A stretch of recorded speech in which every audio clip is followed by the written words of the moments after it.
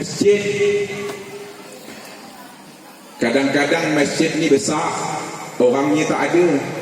Betul apa betul? Itu di Pontianak. Kalau di Punggol kurang lebih halal kan? Oleh karenanya masjid ini adalah tempat yang paling mulia di atas muka bumi ini. Pada satu saat ada beberapa orang datang menghampiri Nabi kita Muhammad sallallahu alaihi wasallam dan bertanya kepada Rasulullah, "Ya Rasulullah, ayyul biqa' khair?" Bagian tanah mana yang paling mulia di atas muka bumi ini ya Rasulullah? Kemudian Rasulullah mengatakan, "Aku tidak tahu, nanti tunggu malaikat Jibril yang akan memberikan jawaban tersebut." Lalu keesokan harinya Nabi mengatakan, "Khairul biqa' 'alal ardi masajiduha wa syarruha aswaquha." Sebaik-baik tempat atau sebaik-baik petak tanah adalah yang di atasnya dibangun masjid, rumah Allah Subhanahu wa taala, dan yang paling jelek adalah pasar-pasarnya. Tinggal kita saja, apakah kita lebih betah masuk ke dalam masjid, duduk di dalam masjid, ngaji di dalam masjid, zikir di dalam masjid, apa lebih betah duduk di dalam mega mall? Itu jawabannya ada pada diri kita. Tak boleh nunjuk kanan, tak boleh nunjuk kiri, tak boleh nunjuk depan, tak boleh nunjuk ke belakang. Saya ini lebih tenang, lebih senang duduk di masjid apa duduk di mall. Halo, tinggal kita jawab seorang. Oleh karenanya Nabi SAW mengatakan, dalam memberikan, memilah dan memilih siapa itu orang beriman dan siapa orang munafik, kata Rasulullah, al-mu'min fil masjid kasamak fil bahar. Orang mukmin di dalam masjid itu betah, senang, tenang, ibarat ikan di dalam air. Tapi kalau orang munafik di dalam masjid, gelisah, panas dia punya pantat, asyik nak keluar ya, tak betah dia. Baru solat 2 rakaat saja dia ingin pulang dan ingat rumahnya. Baru dia solat sebentar saja, duduk di dalam masjid sebentar saja, dia sudah ingin keluar dan duduk di warung kopi. Itu tandanya keimanannya sangat-sangat rapuh sekali dan hampir nyaris hilang. Tapi orang mukmin tak, orang-orang yang beriman senang dia mereka duduk di dalam masjid. Tenang dia, karena apa? Di situ tempat turunnya rahmat Allah Subhanahu wa taala. Dia yakin di situ tempat ketika dia sujud, dia memohon kepada Allah Subhanahu wa taala, maka permohonan dan permintaan dan doa dia akan segera dikabulkan oleh Allah Subhanahu wa taala. Maka dari itu Sayyidina Umar mengatakan, al-masajid buyutullah.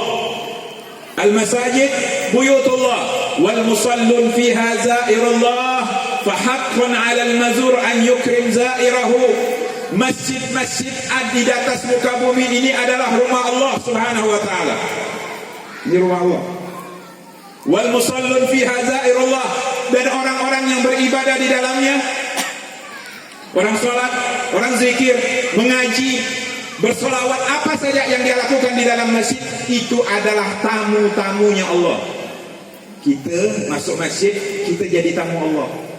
Kalau bertamu dengan Pak Haji Fulan atau saudara Fulan, si Ahmad, Sulaiman, si Bakar, si Umar, kita bertamu rumah dia, kasih kopi, senang tak? Dilayani, mendapatkan senyuman, mendapatkan sambutan yang hormat dari sahibul bait. Bagaimana Allah Subhanahu wa taala memuliakan kita, bukan dengan segelas kopi, bukan dengan makanan nasi, makanan kue, bukan. Jamuannya adalah jamuan rohani. Hati kita merasa tenang, merasa damai. Di dalamnya kita mendapatkan siraman rahmat dari Allah Subhanahu wa taala, kebaikan-kebaikan dari Allah Subhanahu wa taala, yang kita adukan semua problematika kehidupan kita kepada Allah Subhanahu wa taala. Jangan ngadu kepada manusia, tidak akan selesai problem kehidupan kita. Dia hanya bilang kesian, tidak ada. Maka salah kalau ada orang selalu melapor kepada manusia, apa lagi sekarang ini HP ini. Nah, Asal dia galau, asal dia pusing, asal dia sumpah, tulis update status. Galau, sumpah, nak gantung diri, macam-macam. Bagus mati ya, dia bilang. Sekarang macam-macam seperti itu. Karena apa? Tidak nyambung hatinya dengan Allah, seakan-akan dia tak punya Tuhan. Na'udzubillah min dzalik. Maka dekatkan diri kita dengan masjid. Kesian kadang-kadang masjid besar, ya, orangnya tak ada.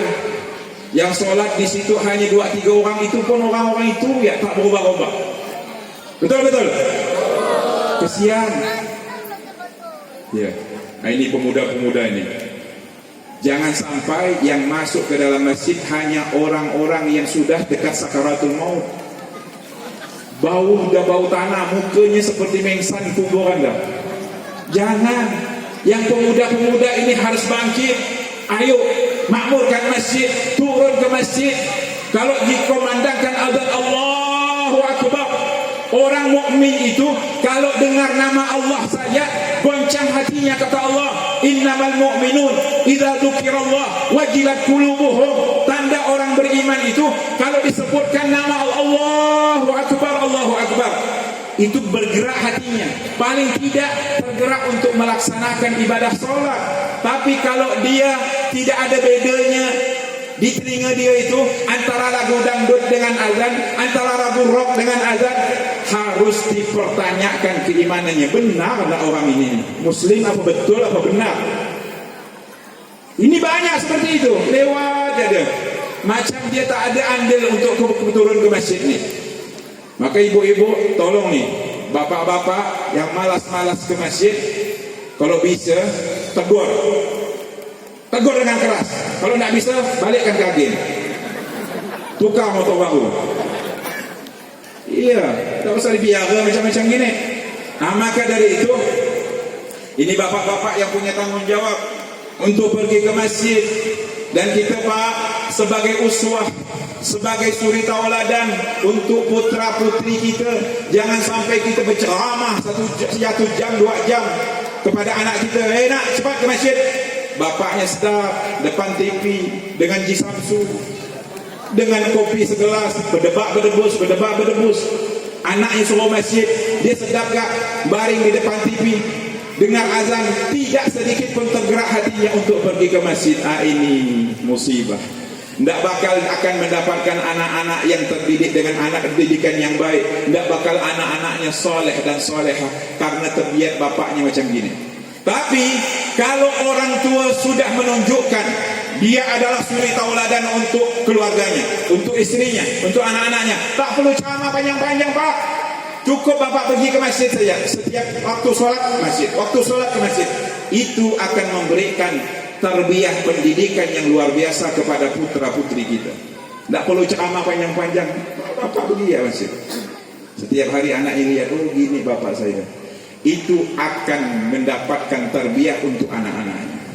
Oleh karenanya, sekali lagi hadirin yang dimuliakan oleh Allah Subhanahu wa taala, Rasulullah SAW menghibur hatinya ketika pintu-pintu rumah orang-orang kafir Quraisy sudah ditutup untuk Rasulullah, sudah tidak ada tempat untuk Nabi kita Muhammad SAW, tapi dimuliakan oleh Allah rehlanya. Ya, dihibur oleh Allah, bukan tepi pantai, bukan Pulau Kijing, bukan Pasir Panjang, tak ada. Rasulullah minal Masjidil Haram ilal Masjidil Aqsa, dari masjid ke masjid. Itu hiburannya orang-orang yang beriman. Tenang hatinya ketika masuk ke dalam masjid. Hadirin yang dimuliakan oleh Allah Subhanahu wa taala, terutama sembahyang subuh. Ya, halo. Sembahyang subuh. Ya Nabi salam alaihi. Sampai jam 12 malam dia berselawat. Subuhnya jam 8. Tidak ada manfaat.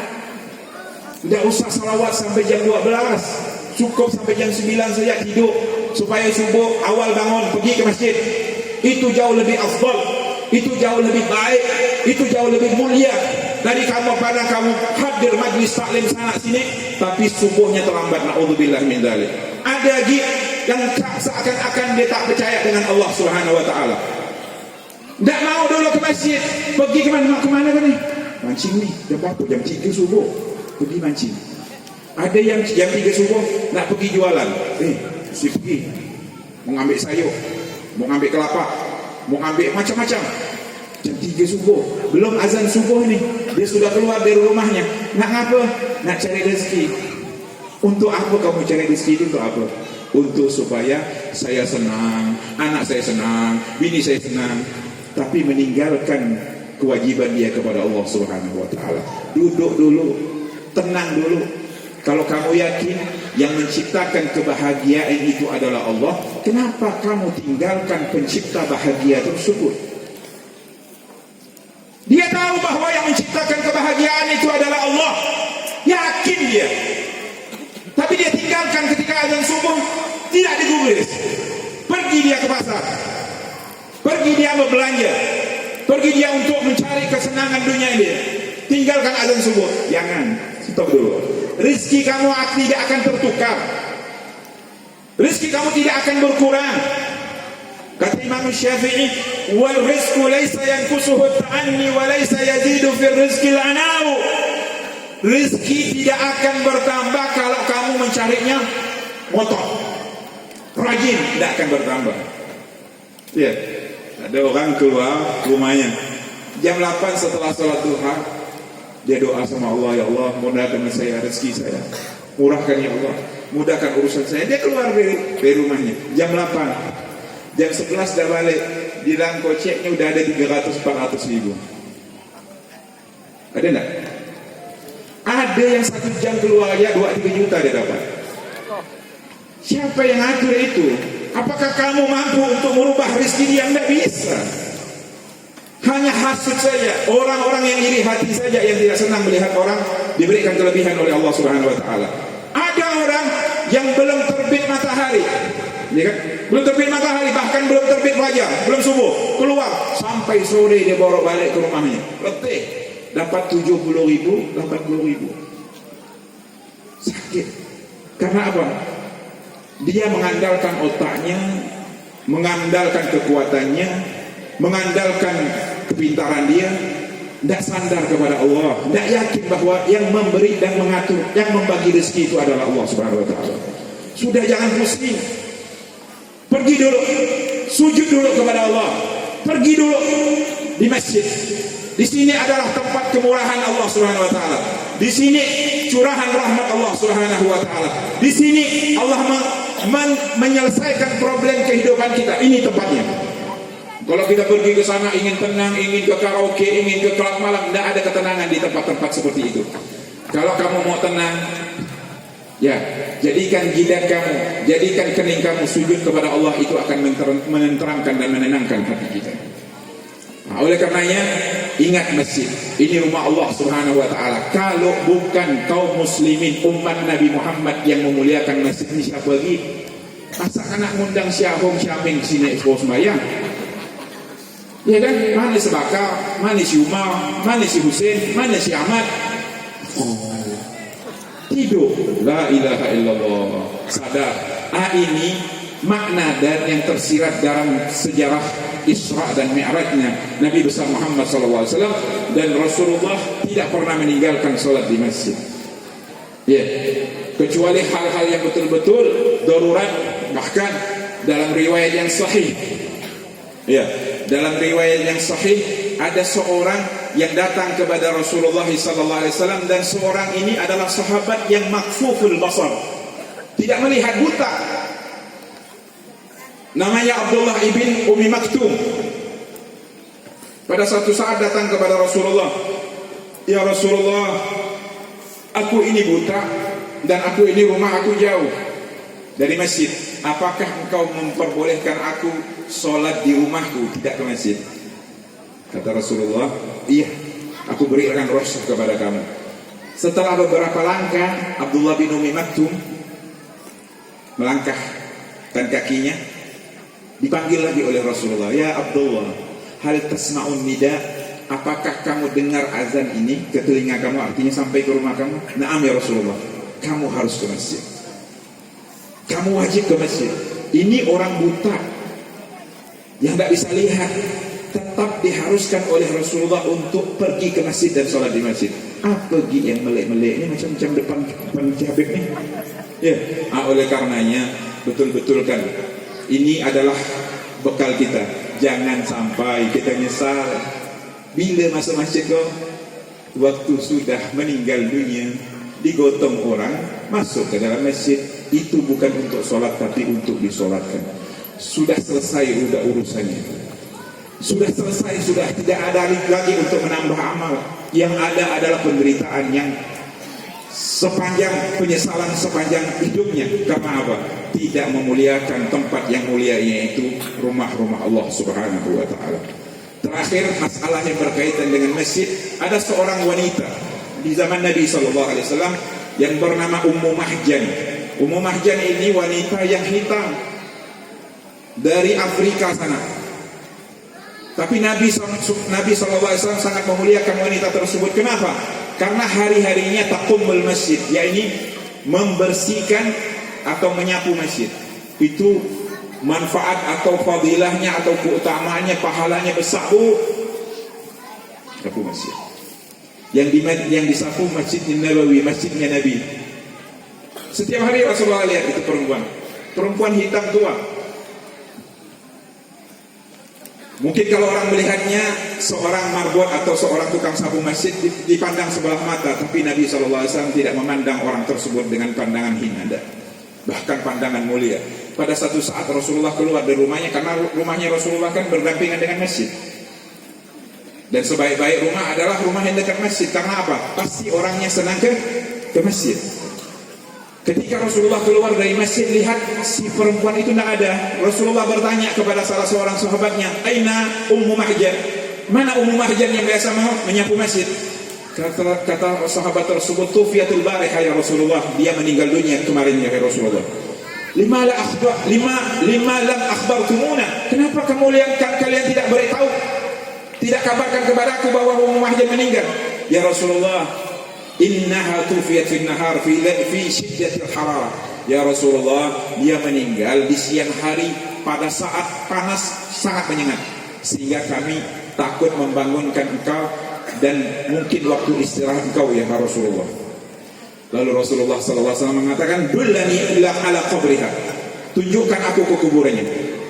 Pergi Rasulullah dengan beberapa orang sahabatnya ke kuburan Ummu Mahjan yang baru dikuburkan kemarin, sehingga Rasulullah sholat di atas kuburannya. Ini dalil menurut mazhab kita Imam Syafi'i radhiyallahu ta'ala anhu, seorang boleh sholat di atas kuburan orang yang baru meninggal dengan syarat jasad yang meninggal itu belum hancur, maka boleh disolatkan di atas kuburannya. Rasulullah sholat dengan beberapa orang sahabatnya. Kemudian setelah itu Rasulullah SAW pulang. Besoknya Rasulullah berkhutbah, berceramah di depan para sahabatnya. Ya ashabi, wahai sahabat-sahabatku, inni ra'aitul barihah, tadi malam aku bermimpi, kata Rasulullah. Inni ra'aitu Ummu Mahjan, aku melihat atau bertemu dengan Ummu Mahjan, dan dia sudah duduk di salah satu singgasana yang ada di dalam surga, kata Rasulullah. Nyapu masjid, Bu, Pak, masjid. Apalagi yang ibadah, yang khusyuk, yang ngaji, yang tadarus, yang salawat, yang zikir. Betapa mulianya hidup orang-orang seperti itu, dan ada ketenangan. Jangan khawatir, jangan sampai bimbang masalah berkaitan dengan rezeki. Ikhtiar wajib, tapi jangan mengorbankan kewajiban kita kepada Allah Subhanahu wa taala. Perhatikan masjid yang pertama. Yang kedua, dilihat oleh Rasulullah bagaimana menata hubungan kita, itu hubungan antara kita dengan Allah, masjid. Hubungan kita sesama manusia. Ada beberapa orang ya, garuk-garuk mukanya besi, kukunya ini tumbuh besi sehingga mengucurkan darah. Apa berita ni? Kata Rasulullah, tanya kepada malaikat Jibril, inilah dari umatmu wahai Nabi, inilah dari umatmu wahai Rasulullah, yang suka menghibah dan menamimah, suka menggunjing, membicarakan aib orang, dan suka adu domba. Ya, tak bisa jaga mulut. Jadi kalau mulut ni, lisan ni, kita punya lidah, Allah jadikan satu ya. Ya, Allah jadikan lidahnya satu. Ada orang perempuan ni lidah dua? Ada kan? Itu makhluk ajaib tuh. Satu lidahnya, matanya dua, telinganya dua, lidahnya satu, supaya cukup banyak dengar, banyak lihat, jangan banyak omong. Maksudnya seperti itu. Allah jadikan kita punya lidah itu dipagar dua pagar. Yang pertama gigi, yang kedua bibir. Supaya apa? Jangan terlalu cepat untuk berbicara yang tidak ada manfaatnya. Sikit-sikit ngomongkan orang, sikit-sikit menghibah orang. Maka kata Rasulullah, datang seorang sahabat kepada Nabi kita Muhammad SAW, dan sahabat itu bertanya, "Ya Rasulullah, ma aktsaru ma yudkhilun nas an-nar?" Wahai Rasulullah, apa yang menyebabkan banyaknya manusia masuk ke dalam neraka? Kata Rasulullah, al-fam wal farj. Yang banyak menyebabkan manusia dilemparkan oleh Allah ke dalam neraka disebabkan dua. Mulut, tak bisa jaga mulut, dan maaf dan dia tidak bisa menjaga kemaluannya. Rasulullah menjamin, man hafiza baina lihyaihi wa baina fakhdhaihi dhamantu lahu al-jannah, kata Rasulullah. Siapa yang bisa menjaga antara dua bibirnya itu, dia punya lisan atau dia punya lidah. Wa baina fakhdhaihi, dan antara dua pahanya yaitu kemaluannya. Dhamantu lahu al-jannah, aku yang menjamin dia untuk surga. Tapi menjaga kedua itu tidak gampang, terutama mulut. Ghibah wan namimah, suka membicarakan aib orang lain. Maaf bu, ibu-ibu terutama. Bapak-bapak pun ada kan, tapi lebih banyak ibu-ibu. Bukan ibu-ibu yang di kantor, bukan ibu-ibu yang duduk di perguruan tinggi, dah. Kadang-kadang yang banyak membicarakan rumah tangga orang, laki orang, bini orang, anak orang. Bukan orang yang awam, tapi yang duduk di majlis-majlis taklim. Habis salawatnya, baca salawat 1 jam di majlis taklim, dengarkan ceramah 1 jam. Habis itu ghibah, syabir tu macam ye. Kalau dah gitu tu ghibah dah. Selawatnya itu tadi kemarin tu bagus selawat. Ustaz Muslim ni dia punya suara kedau-kedau macam ini. Dah habis pahalanya. Habis pahalanya bu. Maka kalau sudah selesai majlis taklim, sudah pergi saya balik. Kalau ada orang-orang yang suka menggibah atau membicarakan aib orang, kekurangan orang, ya Allah kita banyak kurang. Jangan. Kalau kita membicarakan aib orang, kekurangan itu